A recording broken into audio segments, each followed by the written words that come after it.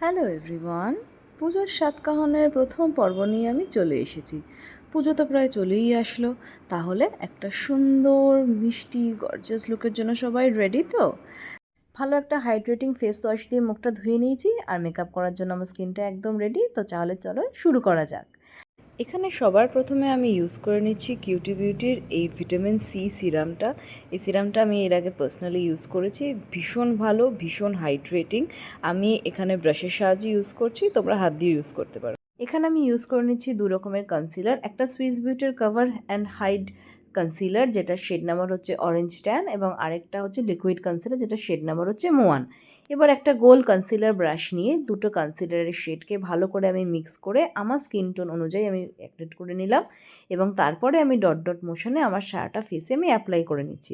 খুব ছোটো ছোটো স্ট্রোকের সাহায্যে ভালো করে আমি কিন্তু আমার কনসিলারটাকে ব্লেন্ড করে নিচ্ছি। দেখতেই পাচ্ছ আমার ডার্ক সার্কেল এবং পিগমেন্টেশন সব কিন্তু হাইড হয়ে গেল। নেক্সট আমি এখানে ইউজ করছি রিকোডের এই এস অফ বেসের ব্লাশটা, ফ্রেশ পিঙ্ক একটা টোন, চিকবোনের সাথে একটু চোখের ওপরে, একটু নাকের ওপরে এবং একটুখানি কিন্তু থুতনিতেও আমি অ্যাপ্লাই করলাম। খুব মিষ্টি লাগে এই টোনটা আমার। নেক্সট আমি এখানে বেক করে নিচ্ছি Swiss beauty bake it away এই ট্রান্সলিউসেন্ট পাউডারটা দিয়ে। নেক্সট আমি অ্যাপ্লাই করব মানিশ মালহোত্রার এই স্কেচ আইলাইনারটা। এটা শেড নাম্বারটা আমার সঠিক জানা নেই, তবে কালারটা ভীষণ সুন্দর, একটা আমার জামার সাথে ম্যাচিং টার্কয়েজ ব্লু। নেক্সট আমি এখানে ইউজ করছি ফেসেস কানাডার এই মাস্কারাটা প্রায় শেষের পথে, বাট মাস্কারাটা এখনও কিন্তু ভীষণ ভালো একটা ভলিউম এবং একটা লেন্থ দেয়। তোমরা দেখতেই পাচ্ছ, লোয়ার ল্যাশ লাইনও অ্যাপ্লাই করে নেবো, কোথাও কিন্তু ভুলবো না।